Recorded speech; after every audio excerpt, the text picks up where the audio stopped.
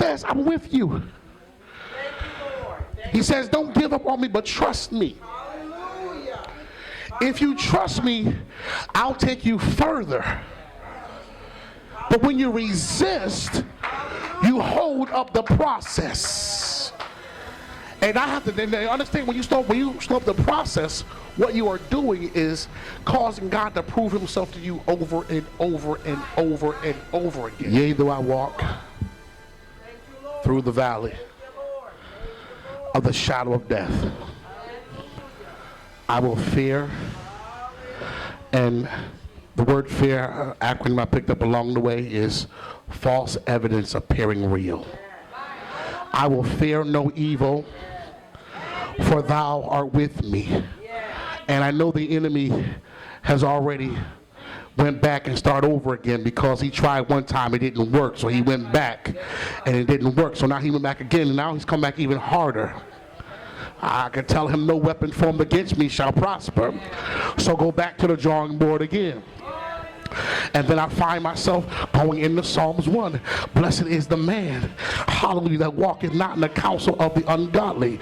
So in order for me to keep my mind right, myself connected, I must stay away from folks who are not connected with God.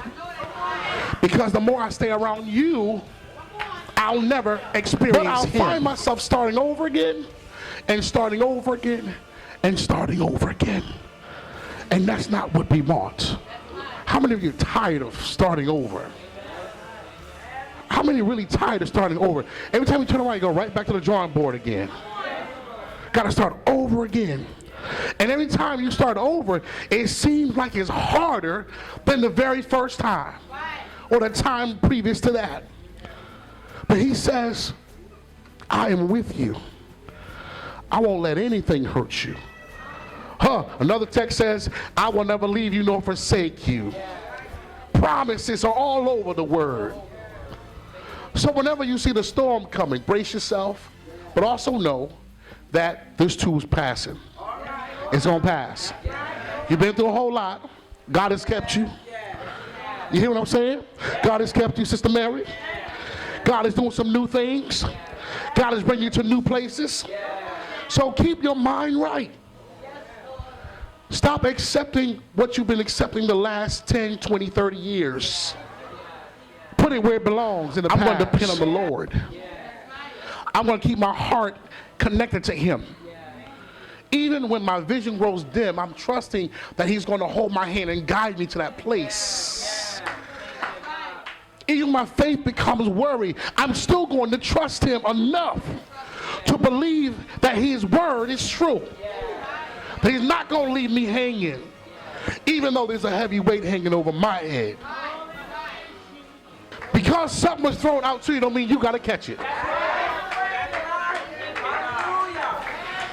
And because realistically, you're under all kinds of anxiety and all this stuff, because, listen here, don't shorten your own lifespan by worrying. When you trust God, God's going to do the rest. Come on, somebody. God's going to do the rest. And that's why I believe that God is able to do just what he said he'll do. But the key to this thing, the key, somebody said the key. The key that unlocks this door is that you must believe his word to be true. If you have a problem believing God's word during your situation, don't be afraid to ask God, Lord, show me your glory. Make me believe more. I need my faith, because where I am is not good. But I need my faith to get me somewhere. How about this? We all know the one with the issue of blood. She didn't care on how she's going to get to him. She got to him. Crawled on her face, on her stomach. Folks trampling over her, kicking her. She got and touched him. She says, I'm walking by faith. I got here by faith. I didn't let the crowd intimidate me.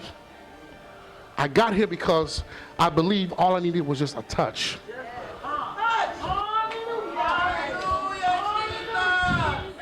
I didn't let nobody's theology, that some folks' ideologies, mess with my mission. She said, my mission? First, I heard he's here.